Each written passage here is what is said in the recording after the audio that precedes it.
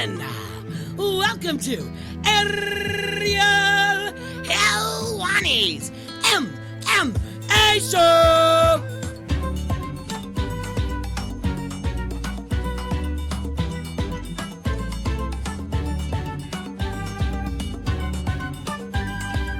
Back in your life on this Monday, May 4th, 2020. Hello again, everyone. Welcome back to a brand new edition of DC and Helwani, the fastest growing show at ESPN. That's what they tell us. How are you, DC? I'm good, man. I'm good. Just still laughing at Dahlia. Oh, stop. Laughing at so many things. Like, it just makes me happy when I look at these clips. And then the good people at ESPN do such a great job of clipping them off at the perfect time. It's awesome. I'm loving this show. I get DMs where people just write Dahlia, like it's the Boogie Woman. They just write Dahlia. You really did build her up to be something very scary. You said she was a terror. But yeah. It's fun, man. It's fun. You look forward to Mondays now. I mean, Mondays are completely different for you. They used to be a bit of a grind, a bit of a bore. This is the highlight of your week. Quarantine. I've even decided that when I go into my training camp, I'm going to ensure that this continues. Even while I'm training, I will set aside an hour to make sure we continue DC and Helwani. I called you Helwani. Yeah, DC and Helwani, we cannot let this momentum falter. Wait, you've decided this, or the powers that be decided it? Okay. Maybe I didn't decide it by myself. Maybe I didn't just decide it on my own, but I was kind of like trying to take credit for it. But yeah. It's been decided, collectively that we'll continue the show. So it's so crazy, just a quick postscript on the Dahlia situation. After the show, I get a call from my mom, my lovely mother in Montreal, who watches and says that she sits at home and cracks up and is loving the show. And she said, "You got it wrong. You messed up." What do you mean? She said, "Your bully's name wasn't Dahlia. What are you talking about?" I was like, "Yes." You had multiple? First grade, Dahlia, and this and that. She said, "No, you got it wrong." She was arguing with me. And I said, "What are you talking about?" She said, "It was Corrine." Oh, no. Wait. 10th grade, there was a girl. There was a girl. I swear to God, I totally forgot about this. Yes, there was a girl in my class in 10th grade named Corrine who came up to me, and she was a bit off, if I'm being honest. And she said, "I have a kill list, and I want to let you know that you're number 3 on the list." No way. And I said, "Why? What did I do?" And she said, "I just don't like you."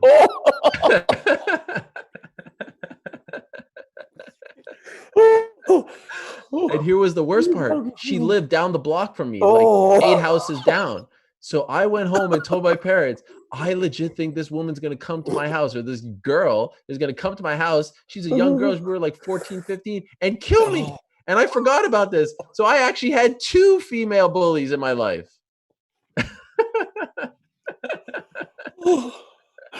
Wait. I totally forgot. I blocked it out. Bro, what? My mom thought that I had made a mistake, that I got Corrine confused. And then I reminded her of that, and she's like, "Oh my God, you had 2. No guys ever beat you? No guys ever beat you? It was just the ladies. So, maybe they liked you. Maybe they liked you. Maybe they had a crush. What can I say? A kill list? A kill list. Number 3.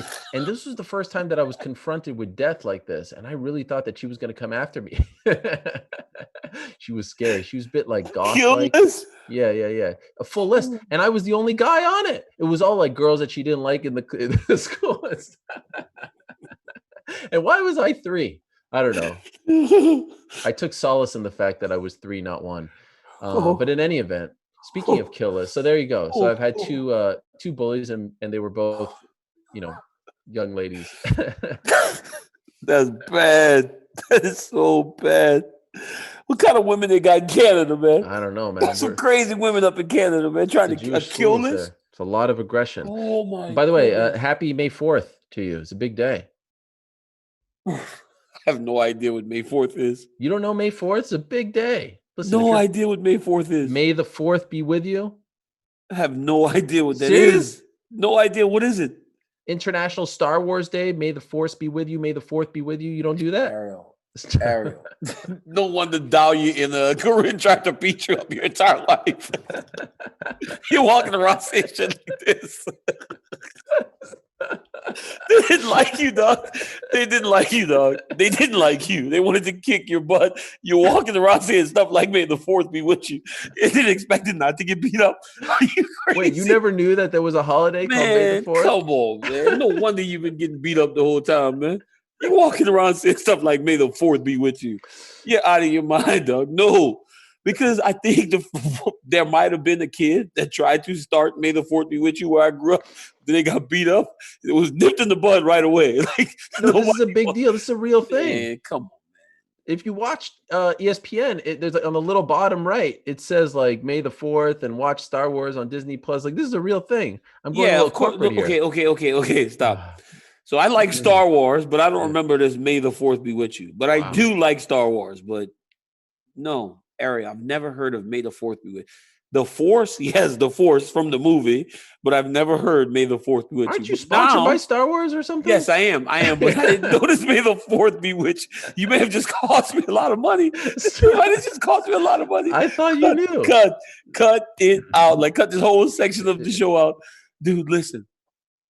It makes absolute sense now to why you got beat up your whole life. Walking around saying stuff like May the 4th be with you. No wonder. Another thing, what about that poster yesterday with the fanny pack? You didn't acknowledge it. Why? You didn't, no retweet, no post, no nothing. What was that? I mean, that was spot on. My guy, Robert Pearson, he's on fire right now. I no-sold you, though. I no-sold it because I no-sold it, but I want to talk about it on the show. You know, it's a great poster. And I think this whole thing, this whole me and The Rock looking alike thing is good. I mean, we have a very, very strong resemblance to each other. And yeah, I remember him when he was dressing like that as Rocky Maivia with the curly hair on top. People hated him in the WWE, though. Like, they hated him. They booed him so much. And then when he became the corporate champion, he just was the man. He's the man. But yeah, it's a good poster. I love that he's doing more of those. I hope he does more. By the way, our friend Dwayne Johnson, aka The Rock, who gave us a shout out last week, celebrated his birthday this weekend. Yeah, you watch him on Instagram Live. I can listen to that guy sit there with his tiny. Why is his tank top? His daughter? No, his tank top. Why is his tank top so tiny? He's so tight. It's not tiny. It's the biggest size they make. He's just huge. It's like the biggest size they make. It's just so thin. No, it's not thin. It's like the biggest size T-shirt they make. The Rock is just massive. So it's like it's a size 4X, and The Rock's chest and his pecs are so huge it makes the shirt look small. I thought you were gonna say it's good to hear him singing that song to his daughter every day. That's cute. Yeah, he sings that song every day because every time she wants to hear it, he sings it. It's awesome. But hey, how about that dude's gym though? His home gym. Like, hey, The Rock's like, everybody stay home. Like, well, yeah. Rock, it's easy to stay home when you have that as your gym and as your house. Like, it's crazy. He's got like a tennis court back there and all this stuff. Everything. He sits there and he's like, he's selling his, I don't know what it is, some kind of alcohol, but it's just so mesmerizing. Like, I could literally sit there and watch this guy stir that drink with those massive pecs, those massive arms. And I don't know what it is about it, but I find myself 30 minutes in, he's just like, hi, Brazil. Hi, Canada. And I'm like, this is incredible. He's the most electrifying man. He's the most electrifying man in all of entertainment. Before it was sports and entertainment, now it's all of entertainment. The most electrifying man. You can watch it. I mean, I haven't watched his Instagram stories. Look, The Rock, man, is he's a good guy, man. When I lost my father, he actually took time to send me a message. No way. Nice message. I promise you, man. Sent me a nice message about losing my father and how he would be proud of who I am.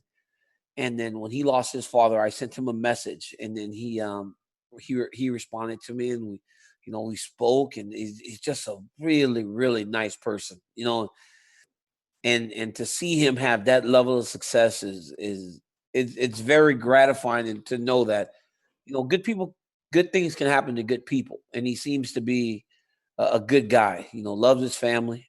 I mean, even his ex-wife, she like is partner in his company, it's not, he left nobody behind. So it's awesome to see a guy like that have that type of success. But I remember how much it meant to me in that dark time, after losing the belt. And I mean, I lost my belt, I lost my father, all in a week, a week's time, So in those dark moments, I got messages from him talking to me about not only the fight, but also the tragedy that I was going through. So I'll always be a fan and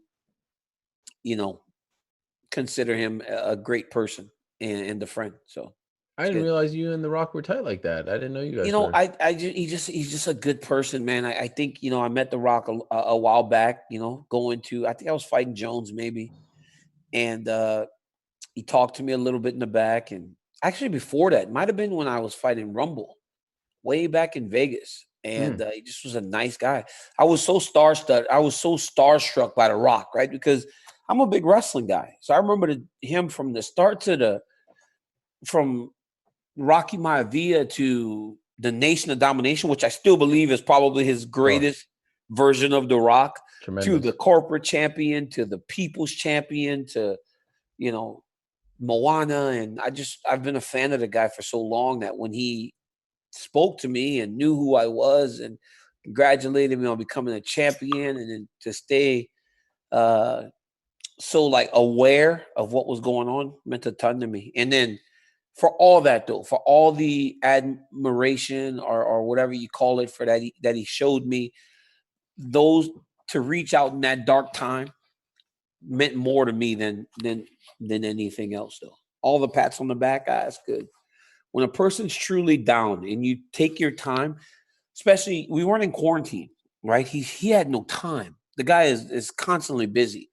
For him to even take that moment to send me condolences and messages in that time meant the world to me. He's a true mensch. I don't know if you know what that word means.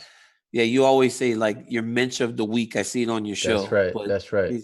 He's a caring guy. He goes out of the way to try and make people feel good. And so happy birthday to the people's champion. He is the people's champion. He is. I would vote for him for our president, to be honest with you. I think he could do great things.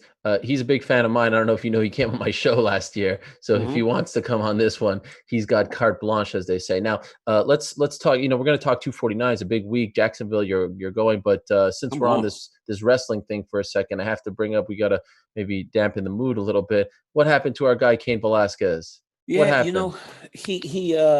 The WWE was letting a lot of layoffs, to try and things are changing in most businesses, with the WWE's, they've let, I mean, it wasn't just Cain. It was guys like Rusev and Aiden English and the Carl, I can't remember his name. They were the tag team. Carl Anderson and his partner, they were champions for a long time. Part of AJ Styles' group, they let go of long-time writers they let go of my man Jerry Briscoe. Jerry Briscoe was one of the guys that's been in that business for 50 years. He lost his job. So, when you got a guy like Cain who's kind of starting out and getting paid quite a bit, and they probably figured he was one of the guys that needed to be like, oh, it sucks, it sucks, but Cain's a survivor, man. He's going to bounce back and he'll land on his feet. I know he will. I have the utmost confidence that he's going to land on his feet. And I believe that he'll end up in the WWE back where he was before. I don't know how, but I know that he's willing to try to figure something out to keep his job and be in that organization. So I think he'll be fine. I think he'll be fine. Is he bummed? He was bummed out, obviously, when you think that everything's going to be, you're starting this new career and it's something you truly enjoy and you're good at it. You think everything's heading in the right direction. But nothing keeps Cain down that much, man. I think that's what people would be surprised with, how he's a special person. Like, he called me right after he got the call. We spoke on the phone about it. And I was like, man, see what happens. And there's a ton of other organizations once this thing gets up and running that you can work for. And then 2 days later, he called me, asking me how to play Madden because he was playing in the Celebrity Madden tournament. It was over. It was that simple, and to tell me that if I ever need him in training, he's there, So he's a special person, and he'll be fine. I have the utmost confidence in Cain Velasquez landing on his feet. He will always make sure that Michelle, Coral, and little Cain are took care of, and I know that he'll do that again. And we'll see. We'll see what happens. We'll see if it's a WWE, AEW, or wrestling lucha down in Mexico. There are going to be a ton of places for him to compete. Better chance of happening first. He resumes his wrestling career, or he goes back to MMA. I still believe there's a lot for Cain to do in fighting. Yeah. If he wanted to, I think he could still make a run for a championship. No doubt about it. I still see him in the gym daily when we're training, and he's still just as good as he always was. But the reality is, I think he'll go back to wrestling first. It's got his heart now. He loves it. He loves to do wrestling. We about opened a gym together, him and I, because I need a place to. When I first started talking to ESPN about shows and podcasts and Sports Center hits and all these other hits, I needed a place, right? A studio. Like you have essentially a studio in your house. And I was thinking that I could get we can get a building, or Cain built a wrestling facility in the front, and I have a office in the back to do all my media stuff. And we looked into it, but we just couldn't find a place that worked for us. But he loves wrestling, and I believe when Cain loves something, he'll make sure that it gets done. I just want to say that I hope that he does resume his career, and I hope that he goes back to the Cain that we saw when he first started wrestling with the mask, doing with the lucha moves. Yes. I didn't think, with all due respect, I didn't think they used him the right way. I know they only really used him once, but even the build up to that match, it was like they were trying to make him into this MMA brawler type, when we had just seen him do these incredible high flying moves, Hurricane Ranas, all this stuff. I think got the mask. And honestly, when I had him in studio, DC, and you probably know better than I do, when he put that mask on, it seemed like he was glowing, like he was able to really hide behind the mask in a good way and let his personality out. And then they robbed him of that. So I hope he goes back to that guy. Well, I think what the story was, even the finish, right? Cain getting tapped to the Kimura. The story was they were trying to build off of what happened in MMA, right? And for what Cain did, he bludgeoned Brock Lesnar in Anaheim back then. So they've got this big champion that they want to continue to build. How do you build him? Well, you take a guy where the lasting memory is him getting bloodied and beaten and battered by this guy, and you put him in there with that guy and you let him submit him. And I think that was the plan. And the only way to make that plan work was to have Cain. Jesus. I tried to kill. I had a fly in my house. I hate flies. Damn. Did you kill it? Was to make Cain go in there, essentially do an MMA. So aggressive. Yeah, I got him. You got the fly? Flies. I got it. Yeah. Wow, that was impressive. My reflexes are still pretty good. I know I'm 41 years old, but maybe I still got some pretty decent. But wait a second. Did you wash it? Like, now your hands are all gross. No, I hit them with my shoe. I never use my hand to hit flies. Your shoe? Yeah, with my sandal. Oh, that's weird. You don't have a fly swatter? Wait, so now where's the fly? It's right there. You want to see it? It's chilling on your it's table? On no, it's on the ledge right here by the window. I just got to pick it up with a piece of paper when I'm done. PETA's gonna come after us now. He's done. These guts are just out. I murked him. So okay. Well, that was. I mean, the replay that was Karate Kid like. That was Mr. Miyagi Daniel. A young Daniel Cormier. That's right. That's right. Okay, so good to know that he's in good spirits. Speaking of like dead things and whatnot, and speaking of your teammates, what's up with Luke Rockhold? Do you see that a zombie attacked him? Did you see this? What do you mean a zombie attacked him? I didn't see it. You didn't see this? No. Luke Rockhold was talking to our friends over at Submission Radio. He said he was going for a walk, I think, with his dog in Santa Monica, and all of a sudden, this woman who appeared to be, as he described her, homeless, starts going after him and trying to spit on him, and and he said that he front kicked her. He said it was a zombie attack. And he was trying, he's trying. It's so funny. He said he's trying to practice social distance and all that stuff. And all of a sudden, this woman comes after him. You didn't see this? No, I didn't. Are you and Luke on the outs? No. I got a family. I don't really watch it. I didn't know. I talked to Luke like last week. He didn't. He never told me about it. Wait. So let me ask you a question. Does Luke look like someone you want to spit on? When he's just walking past, like, I want to spit on this dude. So some lady sees Luke's face and goes, I want to spit on him. And she goes after him. Listen to this quote. I don't know what's going on right now. This is courtesy of Submission Radio. It's wild times. Just going for a casual stroll with my dog. I was looking for some food. I'm walking a couple miles away from my house. I go on Santa Monica Boulevard, and all of a sudden there's a bunch of sketchy characters. So there's this guy kind of paying attention to this kid. And then I see this girl, maybe 30-ish. She was on the bus stop bench and she looked bad, like homeless, something along those lines. As I get closer, she popped up out of nowhere and ran at me like a zombie or something. It was wild. It was like the last thing I expected. I was just walking and minding my own business with my dog, and this chick just runs at me within 15 feet or something. And she jumped and started to run at me like, ah! And she started hawking a loogie like she was going to spit on me. Like it was just full just trying to scare me or infect me kind of thing. I don't know what she was on, but it didn't look like anything I wanted to be around. And it happened so quick, so instinctually. The thing just ran at me and was hawking this loogie. And I was like, what the? And I didn't know what to do. And as it got close to me, I just reared up with just a vicious front kick and just launched that thing in the air just instinctually. And the thing just went up, landed on the ground. He's referring to it as a thing. And literally started quivering like a vampire frying in the sun or something. Oh, I was my in awe of God. the situation. The thing was just quivering on the ground. I was like, what the hell just happened? I didn't know. I wanted to protect myself and document it somehow. And I didn't have my phone with me. The one time I left my phone at home charged, it was wild. I just walked away. It was like something out of a movie. What the heck? You haven't heard about this? I haven't heard about it. Luke Rockhold out here talking about coming back and beating up zombies. It's crazy times out there for Luke Rockhold, you know?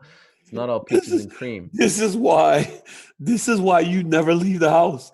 Could you imagine Precisely. you getting attacked by a zombie?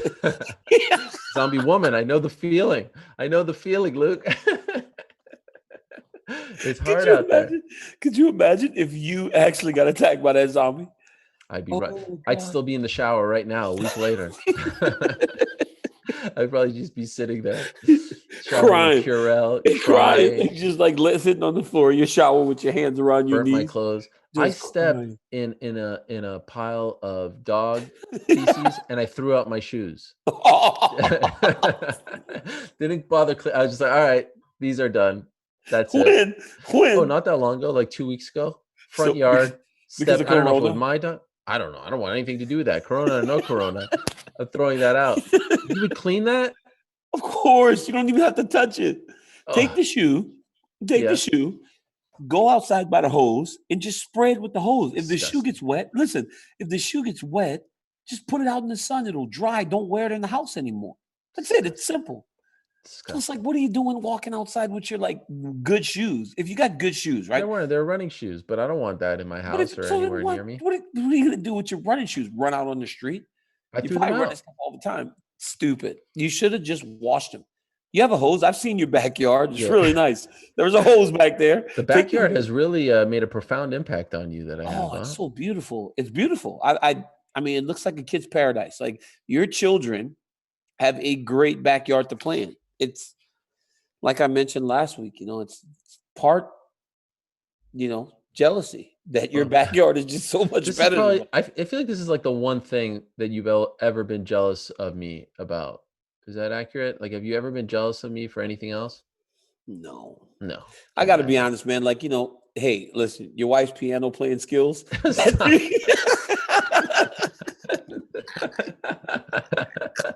Stop. She's gonna kill me. Tell the people about my wife's piano playing skills. Come on. One time you called me and you Ariel's heard piano. Wife is in the back and she's playing the piano, and I'm like, what is that? Ariel goes, it's my wife learned to play the piano. What did I say, bro? What did I say? You were mortified by the sounds, and she heard you were on speaker, maybe FaceTime, and she You're heard. the only guy that actually puts people on speakerphone when their No. wives are on. That's so stupid. You should not be doing that. What are you talking? I didn't know you were going to comment on her piano playing skills. Well, she's back there beating. She's back there beating up that poor piano. I mean, what do you think I'm gonna do? Come on, don't be like that. Don't bring my wife into this. No, she's good. She's good now. She's gotten better. I've heard. Yeah, right. Way to save it. She's gotten better. She's the exact same, if not worse. If we're being honest. She's a little rusty these days. Now, you know who isn't rusty, DC? The UFC. They're back on Saturday. UFC 249, 6 o'clock on ESPN, 10 o'clock on ESPN Plus. Now, before we get into 249 stuff, let me tell you about our good friend Dana White. You know Dana White, right? Yes. Our good friend. Man. He has teamed up with the legend, the GOAT, the one and only Halle Berry. You know Halle Berry, right? Yes. Pound for pound, Halle Berry, like top 5? Of all time. Yeah. Of absolute all time. I mean, is that a question? And getting better with age. Getting better with age. Yeah, Halle she's Berry. always been. Speaking of jealous of that time, Brian Ortega is like hobnobbing with her on Instagram. I mean, really, Brian, way to rub it in all our faces. Anyway, Dana and Halle Berry teaming up, and they're going all in for the All In Challenge. You can enter right now for their Ultimate UFC Experience sweepstakes for an all expenses paid trip to the Las Vegas pay-per-view event of your choice. Once you are there, you will have dinner with Halle Berry and sit with her on fight night. You also get to meet Dana White and UFC athletes and get a private training session with UFC legends. You've never experienced anything like this before. 100% of the money raised helps provide food to those in need. If you want to enter or learn more, visit allinchallenge.com. That's allinchallenge.com. Now, UFC 249 this week. You're going to Jacksonville. Boomerang Halle Berry, short hair, best Halle Berry version top 5 of all time. Yeah, for sure. Absolutely. When you go to Jacksonville? I leave Thursday. Morning. Head to Jacksonville. You know, good, man. I'm excited.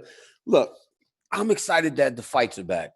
You know, I work for the best organization in the world, and we get to bring fights. I mean, I'm excited. I'm pumped. A few weeks ago, they asked me to do some work, and I was like, okay, but for what? You know, like just go do some video stuff. You know how like I draw in the telestrator? Yeah. Sometimes I tell them what points in the fights I want to see to draw and show what's going on. And so they asked me to do that, and I'm like, please give me more, you know, because I had nothing to do. And now that we're heading into fight week, man, I'm excited. I haven't been not to call a fight for a long time.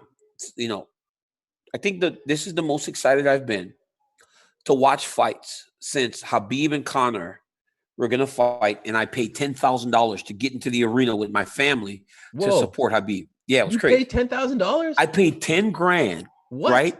I swear I paid $10,000 to buy tickets. Right? I paid $10,000 to buy tickets to watch Khabib and Conor because the tickets were gone. Everything was gone. I waited so late to ask the UFC for tickets that they were like, it's all gone, DC. So I bought the tickets. Right? $10,000. But then after the fight happened and I talked to Khabib, I was like, hey, you have to like calm down and all this other stuff. Dana gave me the money back. $10,000. I promise you just here, man. He goes, I can't let you pay for these tickets after what you did to stop this fight. He gave me $10,000 back.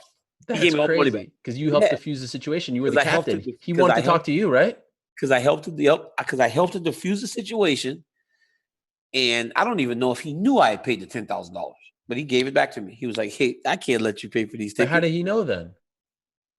Well, because I think I told him. Oh, you asked first. You asked, and then they said they couldn't, so you went and bought the tickets. So I just went and bought the tickets, right? Gotcha. And so then afterwards, he goes, you bought tickets? I was like, yeah. And he goes, after what you did, he goes, I'm giving you your money back. He goes, you're not paying for the fight tickets. But yeah, I paid $10,000. When Khabib hooked my you up? wife. I don't like to ask people for stuff. Like that's probably one of my biggest things, right? Like when I go to shows in Vegas, like I'll just pay. Like I'd rather not ask people and then feel like I owe them something later. I don't like that. I'd rather just like pay for it and then not really have to deal with like having to do something back for people if I don't want to. So much easier that way. All that bartering, man, like they always feel like they got something over your head. Might as well just pay for it. It's exhausting, you know. It's exhausting because you never know, like, because you never know what they're gonna ask you for in return. Oh yeah, that's the worst. That's why you don't want to do anyone a favor. If someone loans me $5, I'm gonna pay that back within an hour because I Yeah, don't I want that don't. hanging over my head. Mm-mm. Or $10,000. And then Same thing. even scared, right? Like even scared, right? Like me, like I'll loan people stuff, and then like it's like I get like I feel uncomfortable asking for the money back. Oh, that's the That's why I don't worst. loan money anymore, right? Like you it's Ariel, I borrow money from you, and then you ask me, I was gonna say $5,000, but I borrow a few $100 from you, and then it's time for you to get your money back. Like you're gonna have to come back and go, hey, remember that few $100 I gave you? Like that's kind of uncomfortable, even though Wait, are it's your you money. implying that I don't have $5,000 to lend No, you? no, no, no. I'm What? saying that. I was just saying. I just don't want people to say I was going to say effing money. You know, Oh, like okay, okay, I was okay. going to say $5,000. Like, and it's like I borrow $5,000 from you. You got to come back and go, hey, DC. Yeah, it's weird. But then also, like, I borrowed the money, so obviously they're not doing that well. So when you come to get the money back, it's like, what did they do to change the situation from before? So Right. it's like a weird thing, you know. I don't like really letting people do stuff for me all that much. I'd rather just do it myself. Now back to 249. Are you guys Mhm. still doing the thing where you're sitting on different Mhm. corners of the cage, all that? We're doing that, man. And actually, you know, we're getting stuff done every day. We're doing checkups every day from the arrival to departure. Mm. We're doing testing. We're doing checkups every day. It's going to be made sure that everybody, especially the ones like me that are going to stay the whole week, are still good because I can't be there on Thursday or Friday, get a test and be cleared for Saturday. Sunday, maybe go for a run. Somebody gives me the stuff, and come Monday, now I'm sick, and I go and infect one of the fighters that's fighting later in the week. Yeah. It's a You're gonna weird. have to put that big stick up your nose I all think those times? so. That's Jeez so Louise. I mean, it's so terrifying. It's Oh all I my. can think about. Have you It's had a test yet? nope. It's all I can think about is them sticking that thing up my nose. It's awful. It's Yeah, actually what are you awful. gonna do like Sunday, Monday, Tuesday as you sit around and wait for the next card? Prep to fight. Prep to for the next fight and work out. You know, I'm gonna go run and just continue to just my daily routine. You know, run, lift some weights, and just start trying to prepare myself to get ready to fight. You know, I just have to get myself prepared. So the card is great, obviously, top to Oh. bottom. So many great storylines, but I want to talk about Donald Cerrone for a second. Hmm. Donald Cerrone broke his silence last week. He spoke to a Yep. bunch of people. He's fighting Anthony Pettis on this card. A rematch of a fight that happened back in 2013. Pettis beat him in the first round with that kick Hmm. to the body. Yep. And now here they are, sort of crossroads of their career. Cerrone's lost 3 in a row. Pettis has lost 2 in a row. Obviously, Cerrone's been finished in his last 3. Pettis hasn't looked great, and he breaks his silence first time since after the The Conor loss Connor back in fight. Yep. January.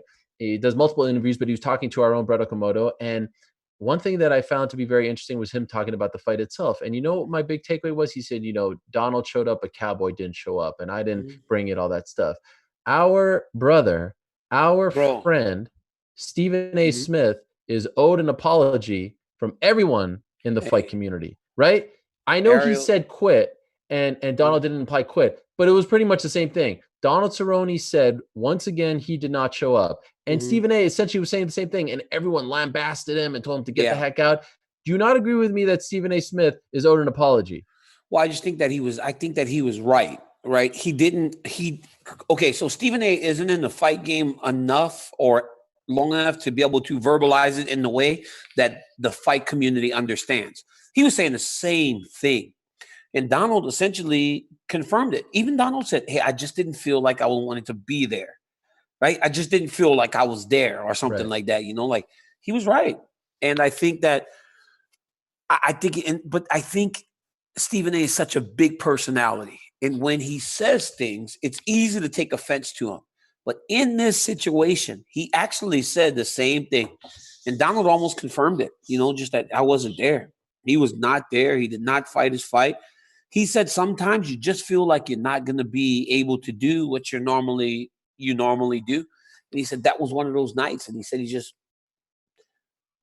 the thing. he said something about the day before, and he Well, knew. yes. Right? He Well, said something about the day before he knew, like he didn't feel like he did. I don't know. I don't know the exact quote, and I don't want to misquote Donald, but it was something to the effect of, I knew I wasn't ready to be there or something like that, to that effect. I can't remember So what it the was. Wednesday of fight week, they had that press conference that night. You could go back. It's still on the podcast feed.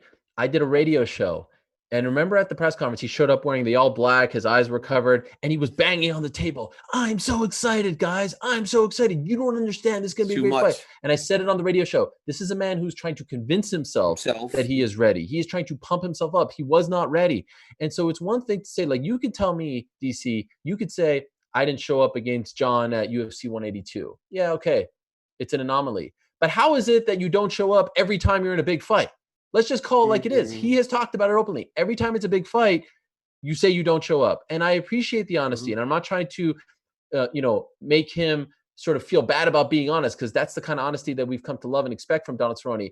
But after a while, it's not an anomaly. It's a trend, correct? Well, yeah, it's a trend. And I think that Cowboy has been in so many big moments. And sometimes you start to train yourself you almost train yourself to fail, right? Like you start to expect it. And then you got to start almost convincing, like you said, convincing yourself that it's going to be different this time, when there's really nothing to go back on and find out or prove that it's going to be different. When he, losing to Pettis, was that in the title fight?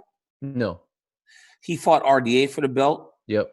He fought lost in Connor. like 60 seconds. He fought Connor. Didn't he fight against Nate Diaz? Didn't he fight for the WEC belt too? Yeah, he fought against Benson Henderson for the interim title and then for the official title at 48 and got submitted in the first round via guillotine. Yeah, it's like all those things like make you start to quit when you walk. If you've never, and look, this is for me as a guy that for a long time never really got over the hump, right? I know I can speak to this through experience, was that you got to start convincing yourself that it's going to be different when you go back and you look at everything and what tells you it's going to be different, right? Because he's always been good enough to beat just about everybody else but the absolute best.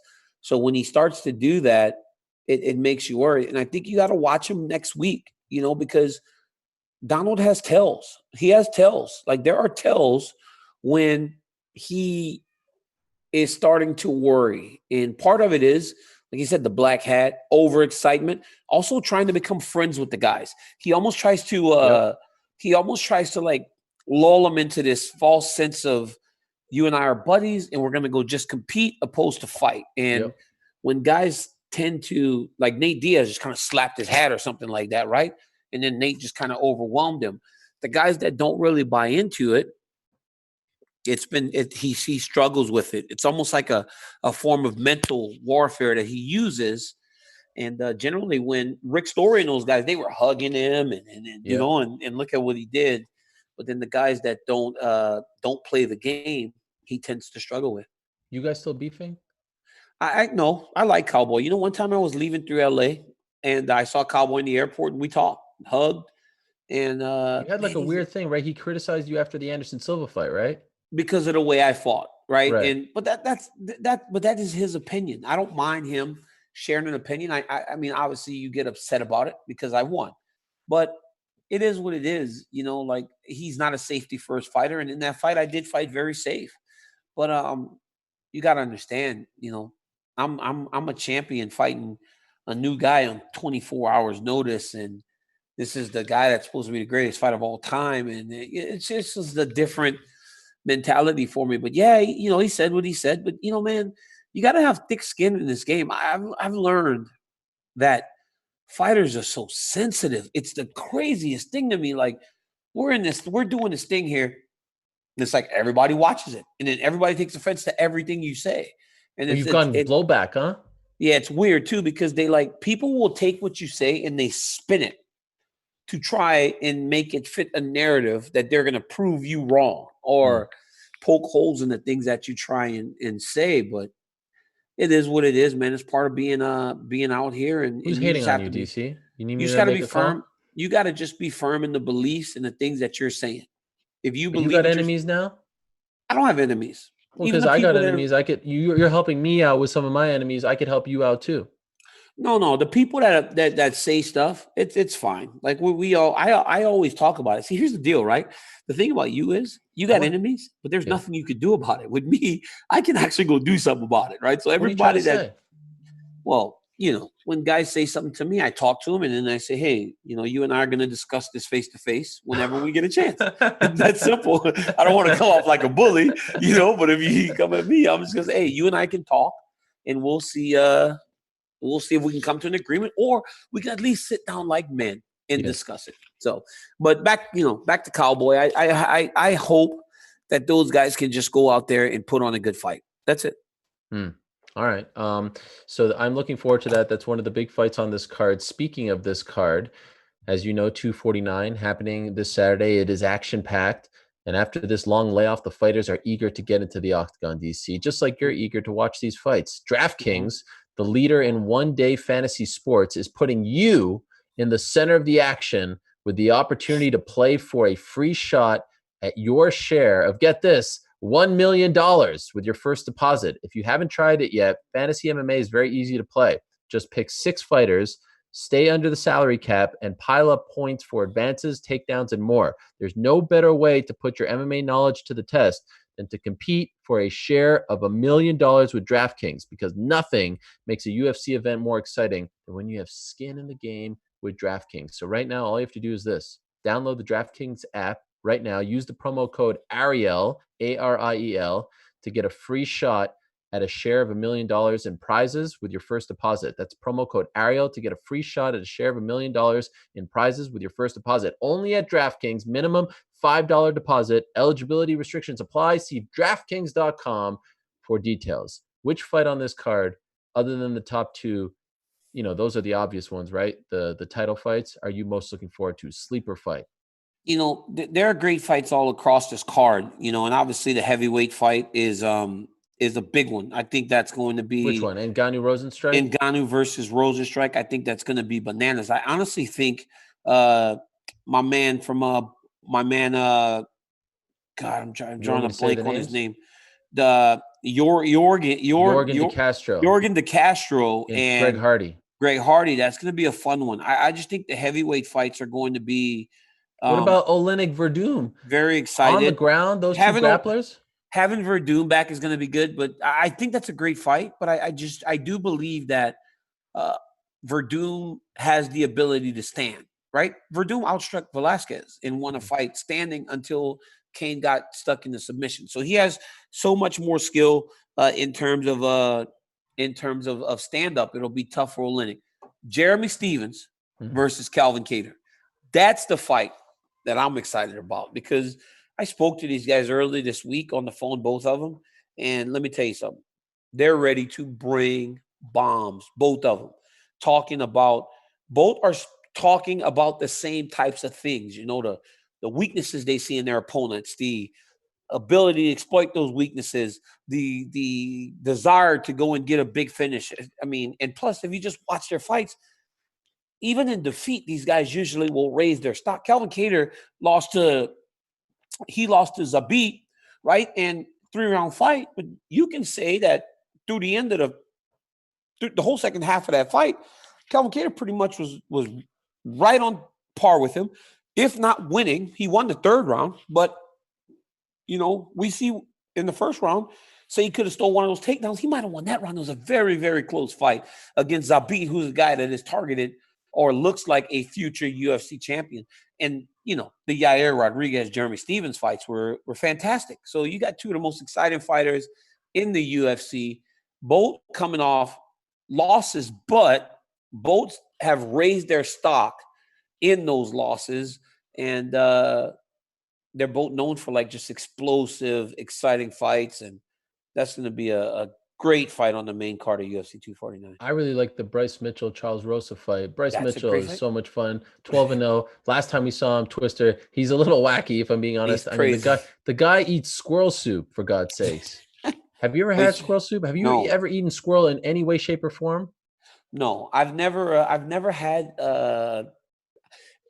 it's called roadkill. I've never eaten roadkill or any of that stuff that squirrel and rabbit. I won't eat rabbit. I don't like that venison or whatever deer is. Yeah, it's gross. Joe Rogan's always eating elk like that. Why does that meat look so red? It's so disgusting. I'm like, Joe, don't eat that, man. Like that's a little bit much. But on all those fights, right? We talked about essentially all the main card big fights. But when you look down at the very beginning, I mean, even on the Fight Pass prelims, they got great fights with Luke. Yo, there ain't no Fight Pass prelims, DC. All the fights are airing on ESPN. Yes. On ESPN Plus. Sorry, ESPN. No. ESPN early prelims on ESPN Plus, right? Get your act together, bro. You're calling the fight. ESPN? All ESPN. How about that? I mean, there's nothing else going on. These guys made it. They made it. These guys, I mean, the guys on the beginning of the fight cards are going to be getting big time viewership. Yeah, Luke. Yeah, that's a big one, right? Is that not a big one? Yeah, no, it's a great fight. It's a great fight. Luque coming back, going up against Nico Price, who's also a little bit wacky, with his moves, unconventional. Tony Ferguson. By the way, what do you make of these Tony Ferguson workout videos? Do you think they're legit? Like, does he really do that? I think Tony Ferguson is a wild man. I really do believe he's a wild man. And I think he's doing some of that stuff. I do believe that he buckles down and goes just to work, too. Right. You'd be a fool to think that Tony Ferguson doesn't at times just go, you know what? Let me get some real. He gets real work in 95% of the time, and then 5% of the time he's messing around, kicking poles and doing all that other stuff. But the vast majority of Tony's training is real training. I mean, you don't win 12 fights in a row against the level of competition that he had without doing that. So sometimes he might do some of that. Stacking stools, and he's like doing one arm push-ups on top of them. 5% of his training is done in that way. The rest of the time, Tony's hitting his pads, he's grappling, he's wrestling, he's sparring, he's doing things the way that most fighters do. Don't be fooled, man. That's why Tony Ferguson is a bit of a master of show you the left hand while he's really doing things with the right hand, right? Because everybody, he's so different, he's so odd, Tony Ferguson's getting his work in. Don't get tricked. It's amazing. If I could pick two guys who I would choose to be the perfect candidates to fight on a card like this. Like, it's all the great unknown. Like, once we get to the 13th and the 16th, we'll probably have a better sense for how fight week's going to go and the empty arena, all that stuff. But if I could pick two of like the wackiest guys to headline a card like this, it would probably be Ferguson versus Gaethje, right? Like, two guys who throw caution to the wind, who don't care about anything, who are just a little bit different than all of us, but that's why we love them, right? I mean, I cannot foresee a scenario where this fight doesn't entertain us, right? No, sometimes they're like, there's no way this will go the distance, and then it goes the distance and it sucks. I feel very confident in saying, like, next week I will put this show's reputation, I will put the future of this show on the line. If this fight sucks, we are done. How about that? It's not gonna suck. There's absolutely no way. You remember how excited we were for Adesanya versus Romero? I mean, everybody was like, but then that happened, right? But you also knew that there was potential that could happen. Both guys love to counter. Romero wants to explode. Adesanya is not going to put himself in too much danger. He's too smart a fighter for it. So the fight went as it went. But this one, you have two dudes that throw caution to the wind. And I'm not saying – I think part of the reason Tony Ferguson can fight in the way that he does is, one, he's so tough that he's not afraid to put himself in bad situations. Kevin Lee had him mounted in the first round and beat him up for most of 5 minutes. But he understands that when he can get through that fire – he can put a pace and cut you and beat you up so bad, he'll finish you. Justin Gaethje is the same kind of way, right? When Michael Johnson was hitting him with shots that have floored guys for years, he went through that fire knowing that Michael Johnson will not be able to keep up with him. And their willingness to be in trouble is what makes them so special and so exciting, because they're not holding anything back. They don't fear anything. So you will be at this card. You'll be calling the 9th and the 13th. I'll be home, and you know what I'll be drinking when I'm home? Yeah, you'll be drinking that Modelo. You gonna drink the Modelo? Tell our good friends about Modelo. Tell them. Yeah. Modelo is brewed with a fighting spirit. Modelo is the official beer of the UFC. Come on, let's hear some oomph in this read. I mean, like some passion. With the likes of Amanda Nunes, she never gives up. Just like Tony Ferguson never gives up. Even when he's running around tackling things in his training videos, those same videos, Ariel, that you were just talking about. Each of them has the fighting spirit, which means never giving up, even when the odds are against you. And guess what? Great fighters are also like great beers because it doesn't matter where you come from. It matters what you are made of. Yes. Modelo has been the gold standard since 1925. It is a crisp Pilsner-style lager that set the standard for authentic Mexican beer by using premium hops to give the golden lager its crisp taste. Yes. So when you're watching UFC 249 this weekend, make sure you have a crisp Modelo Espacial within reach. Modelo, brewed for those with the fighting spirit. Drink responsibly. Beer is imported by Crown Imports from the great city of Chicago, Illinois. Look at that. Oh, and starting at guard, 6'6" from North Carolina, Michael Jordan. Hey, Episode 5 and 6, my favorite so far. Here we go. I mean, brewed with the fighting spirit, imported by Crown Imports. Where? Illinois. What a great segue into what we have to talk about now. Come on. Chicago. It doesn't work out any better.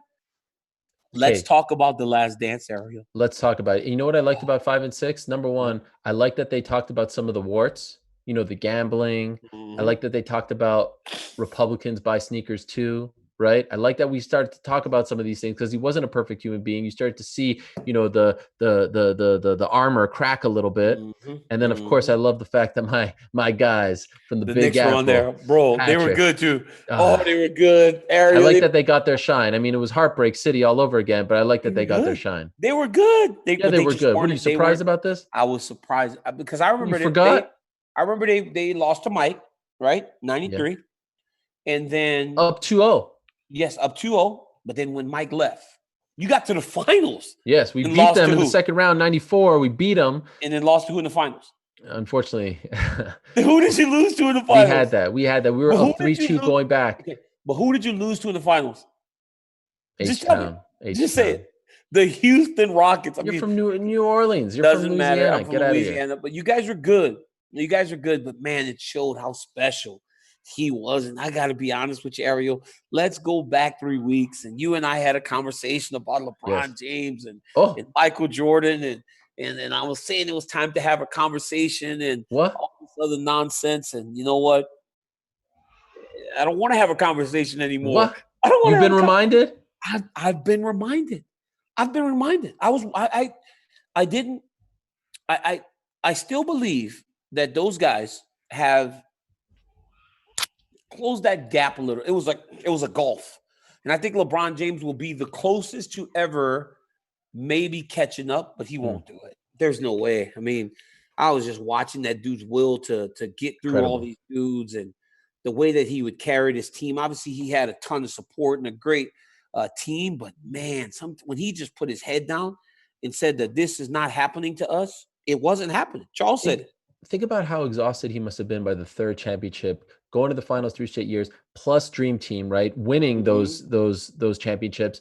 And by the end, how mentally and physically exhausted he must have been. It's really incredible that he was able to will them to those victories. Of course, he had great teammates and everything, but, you know, it was the Jordan show. Getting to see that side of him, getting to see the inside. Like, I get so sad when it's over and I stick around for the 1 hour after with Scott Van Pelt. I love everything about it. But let me ask you this, as a man who's in the limelight, as a proud African-American, what would you have done? Like, when you saw that story play out, Republicans buy sneakers too in that race in North Carolina, what would you have done in that situation? Or more importantly, props to them for keeping the Obama part in. I saw someone write this because we all know Jordan had a say in this production and all that. They keep the Obama part in of him criticizing Jordan.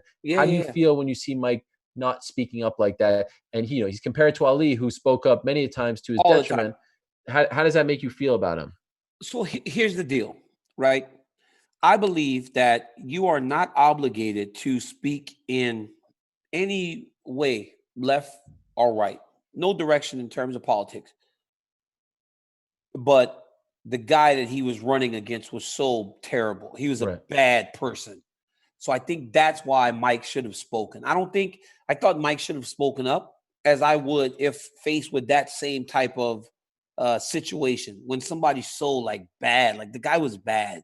I mean, racist. He was racist. He was awful. And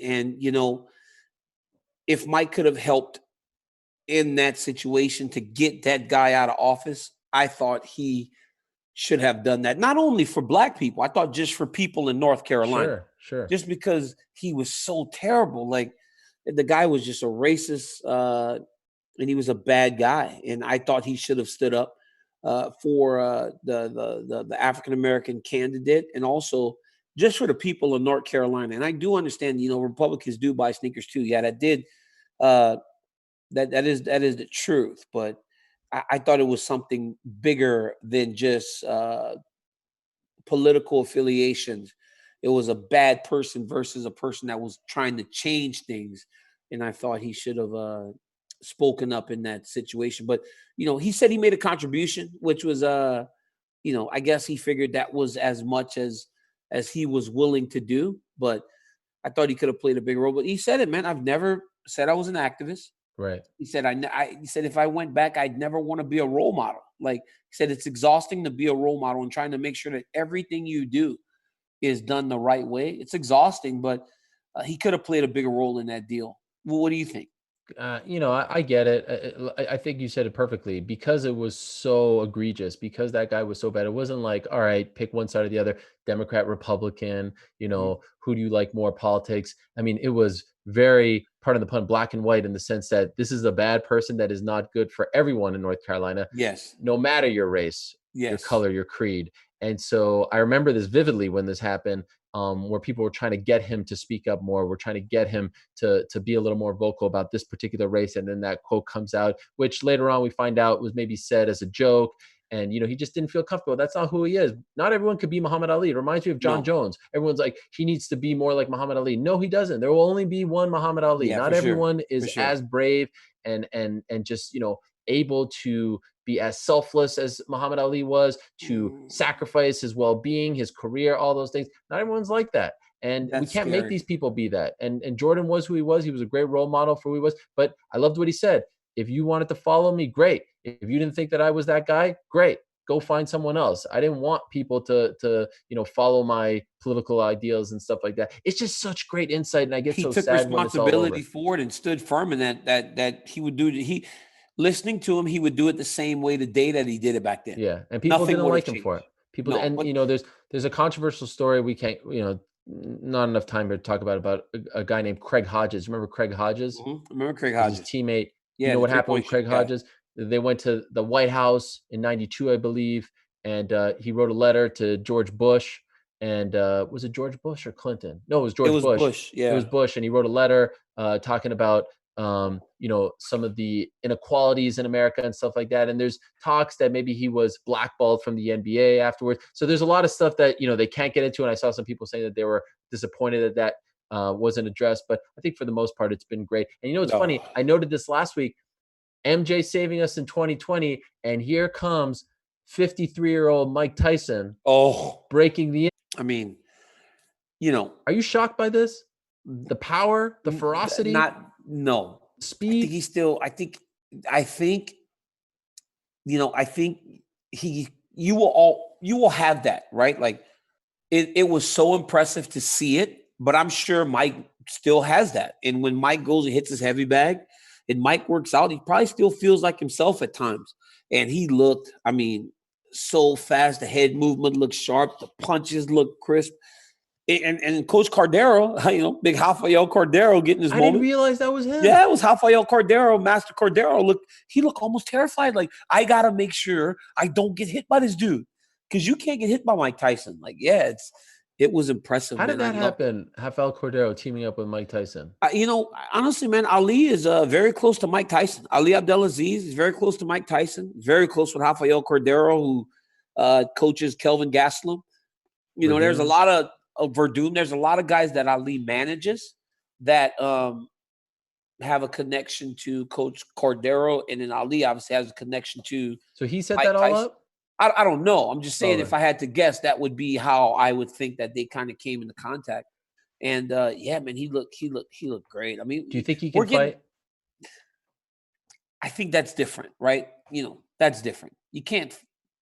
Remember, it was a 6-second clip. I don't think Mike would want to go through a training camp to get prepared to fight.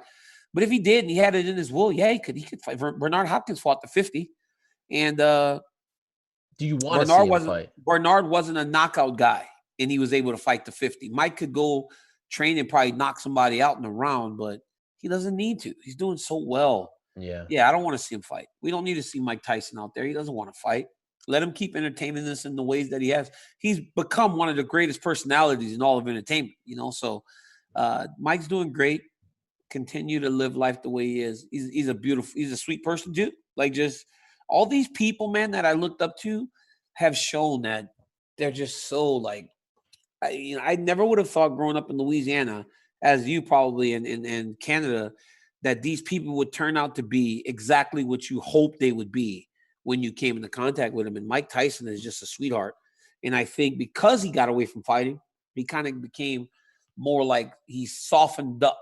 And the softened up version of Mike Tyson is it's awesome. Well, his maybe third act, because of course, he did have the first act, and then he had the jail sentence and the rape conviction, and then he comes back, and that was a weird time where he wasn't himself, and then he ballooned, right? But now third or fourth act, the way he's turned his life around, because it seemed like he was going to be the stereotype for your typical boxer, right?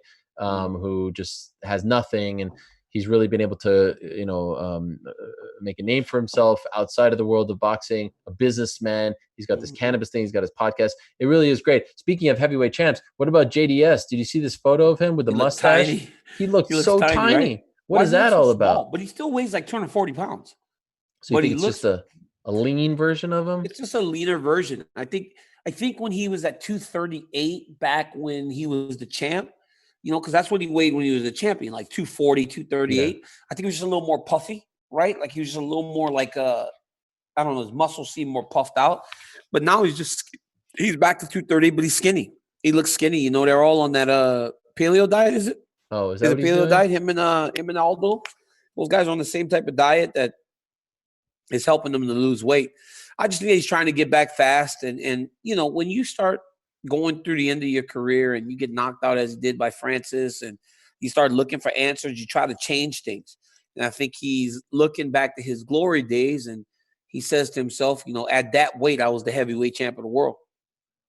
Maybe if I'm back around that, I can go and recreate that magic. So, yeah, it was good. The stash is great though, too, right? Yeah, the mustache looks good. Heavyweight champion, let's talk about the heavyweight champion of the world. Let's get our boy Stipe Miocic to answer the call. Like, come on, man. Answer Still the dragging call. his feet? I saw a interview the other day where he said,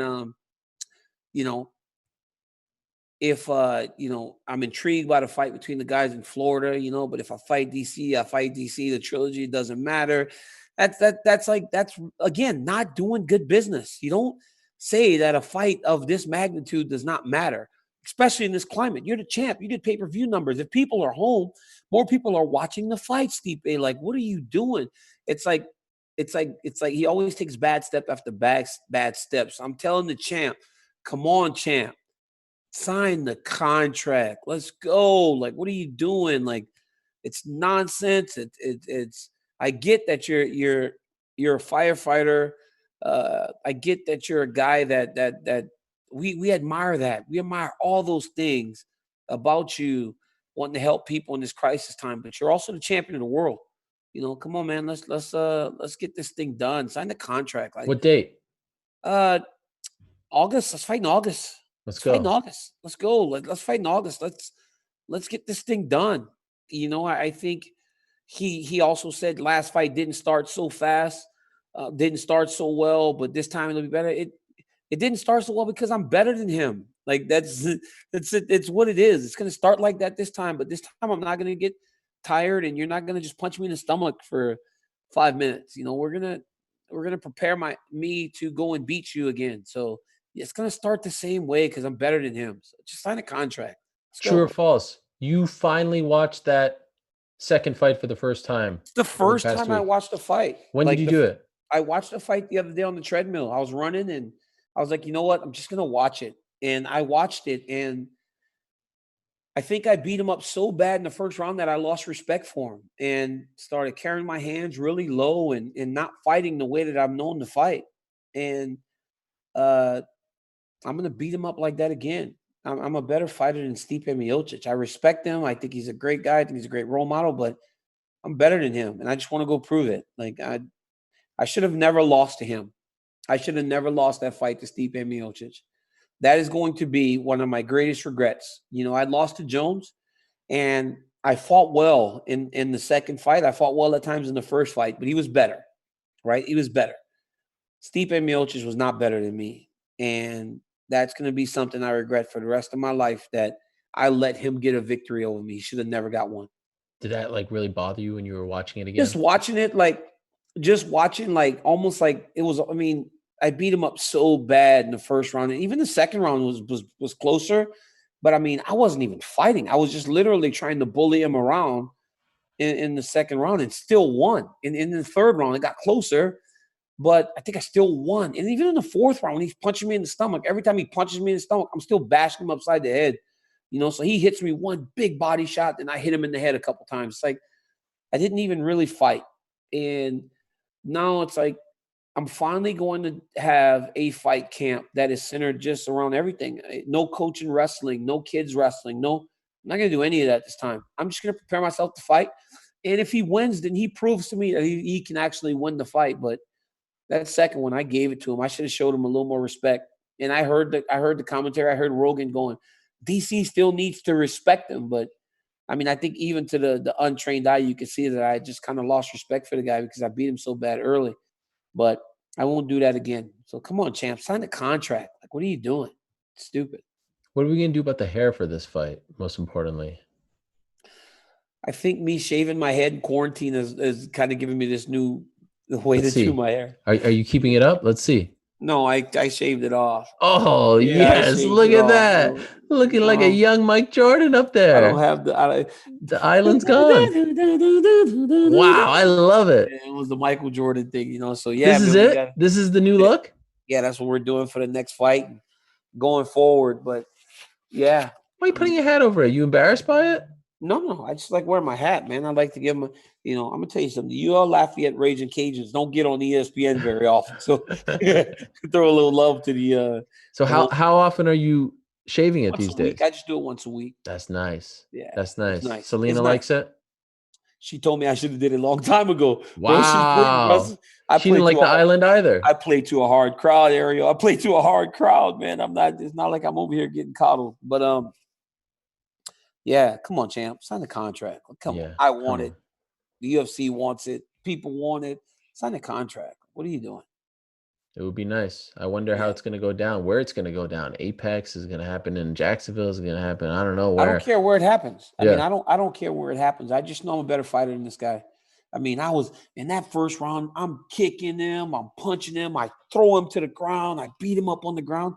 It was a great round. It was how I fought in earlier.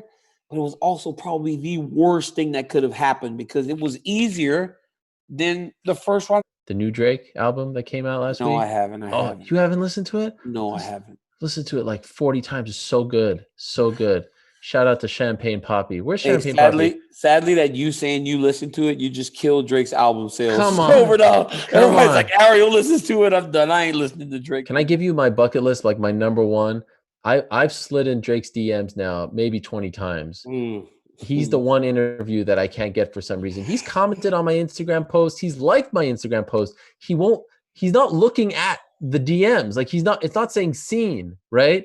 So I'm trying to slide in there as best I can. I don't know how to get to him. So DMs, he follows me. So I'm like, I might as well, but it doesn't say seen. I don't know why. I don't know. Maybe he goes into a cesspool, but if he's out there, Drake, I know you're a big fan of mine and you probably watch the show. I would love to do an interview. We talk about some fighting, the new album. Why? Some of these things I wish you kept to yourself, man. Like I love Drake. I've slid into Drake's DMs over 20 times. Like, dog, some things you got to just keep to yourself. I'm trying. I'm shooting my shot, as the kids say. You know, I'm trying my best. Again, another reason that Corinne and Stallia beat you up your whole life. I'm shooting my shot, like the kids say. Like, it's those types of things that you say that make people want to beat you up, man. I'm serious. You got to stop saying stuff like that, though. Stay off of TikTok. Stay off of Oh, TikTok. you stay off of TikTok. This guy sending me TikTok. I thought you had to be 14 or younger to be on TikTok. All day long, you're sending me TikTok Ariel, videos. stay off of TikTok, man. God. Seriously, dog. Come on, man. We were going to get into the walkout video that you posted, but unfortunately, Corporate Jake is getting his panties in a bunch. He's telling us that we've gone too long. So we'll save that one for next time. You liked it, though? I want to talk about, our favorite walkouts of all time, but we couldn't get to it. When you talk about that, we'll talk about it next week. But just let me ask you this. When you think about favorite walkouts of all time, does mine stack up? Oh, it's great. For two reasons. Number one, I love the song. Number two, I love that you kept the same song. Mm-hmm. Now, I don't like that little thing you do at the beginning. Stick with what is that thing? It's like it doesn't flow into it. This is what it sounds like when we ride on our enemies. It's weird. Is good. It's Tupac. It's West Coast. The beginning of your song is perfect. Da, da, da. Yeah, and it still does that. But it's just like a weird flow. It's a weird flow, but I like that. I like that you stuck with the same song. It's a great song, and I love that. I remember tweeting this when you were about to fight Anderson Silva. Speaking of which, you said, "How do the words go again?" I forget. It's like I got my gun in my boot. How does it go? What song? Your song. What's the name of the song? All Up in It. What is it called? Oh my God, Jake, cut the beat. What is the song called? Drake what? Drake and Lil Wayne. What's Jake, the song please called? Cut the feed, Jake. This dude is right above it. That's what it's called. Oh no, he's definitely not going to come on my show. Listen. This is what I remember tweeting this as you walked to the cage. As you walked to the cage, you said, I remember saying, never before. I said, never before did these words mean so much for DC. You wrote, I got my gun in my boot purse and I don't bat. Oh, here it is. I got my gun in my boot purse and I don't bust back because I shoot first. So it was basically you and Anderson. Who's going to shoot first? Is it going to be the killer, the striker? Do you remember when I tweeted this? Did you have any idea? I don't. I was fighting, actually. You're tweeting. I'm actually fighting Anderson Silva. So that was a valid reason why I don't remember that. My favorite part of the song is, man, where'd you stumble at? Somewhere they make gumbo at. This is my favorite part, right? And where you stumble at, somewhere they make gumbo at. Wait, you like that song because of the Louisiana connection? Yeah, the Louisiana connection. I thought it was because of the Jewish-Canadian Drake connection. Lil Wayne and you stumbled into a place where they make gumbo, which is always very dangerous. Like that. It's like, so it worked. I thought it was because it reminded you of me. Drake, my wife, Canadian. My wife's little niece, her cousin Sierra, picked that song for me back in 2012 before I fought Josh Barnett, because I fought Bigfoot Silva and I came out to Lil Wayne's song with Rick Ross. And that was the last time I've used any other song besides. Wow, why'd you pick that one? She just said, Daniel, I think I was looking for a song. I was like, I'm going to be in the UFC soon, and I think I need a song because I always love Ain't No Sunshine Windy. Yeah, I was like, I need a song that kind of fits me. And she let me hear it, and I was like, wow, it's a good song. And then I had one of my cousins was like, please, don't, Mola Wall was like, don't use that song, like Lil Wayne's talking about running the triple option with Drake and all this other stuff. And I was like, it's perfect. And it just worked. And I've been complimented on that song so many times. And then you got the, it's a good song. I love it. It is a good song. And walking through the TD Garden Arena, that was good. Rudy Cruz took the video from behind me. I've never seen what they see as I'm walking out the fight. And I think was the best part is how, as you get closer to the tunnel, you hear the crowd start to come into play. Yeah, it's awesome. It's a great feeling. And I cannot wait to have that feeling one more time and go bash Stipe Miocic upside the head again. Jeez. Okay. Well, shout out to Drake. My guy. Stipe. If you're listening to this, we love you here. We love Lil Wayne. Well, we love Lil Wayne too. We also love Oklahoma State. I was thinking about this last night before we go. Thurman Thomas, my favorite football player. John Starks are my favorite basketball players. Both Cowboys. And how about DC? I never realized I had this thing for Oklahoma State. How about that? You love Stillwater, Oklahoma. Unbelievable. Population of 50,000 people. Well, have a safe trip to Jacksonville. You'll be doing the show from Jacksonville next week, right? Yes, Jacksonville, Florida. I'll be in Jacksonville in the arena. Well, no, I get goosebumps thinking about it. No, forget about that. But on Monday, you'll be still in Jacksonville. That's what I'm talking about. Oh, you're talking about DC and Helwani? Yeah, I was probably gonna take a week off. But yeah, I'll do it. Well, hey, good luck on the Dude, call. we gotta go. We're like an hour Okay. and 20 minutes. Could you It's do something crazy. for me on the call? Can you like tug on your earlobe or do something like just to say like, yo, shout out to my guy? You can't say my name, of course. Actually, but, like, I'll just say it. Okay, you'll just say it. Like, what's up to my boy Ariel Helwani? We talked about this last week on DC. Oh yes, do that. Perfect. That would be great. Thanks, man. They'll come and pick me up from the side of the octagon. DC, you're out of there. I'm like, what? Yep, Ariel got you. Ariel has finally done it. You're out. Much love to DraftKings. Much love to Modelo. Much love to the All In Challenge. Thanks to all of you for listening, downloading, watching, subscribing. Continue to make this the fastest growing show at ESPN. Have a great week. We got a ton of great content coming your way here at ESPN leading up to 249. So don't go anywhere. DC and I will be back next Monday doing the damn thing all over again. Safe travels, my man. My man. Peace out, everyone. Have a great week.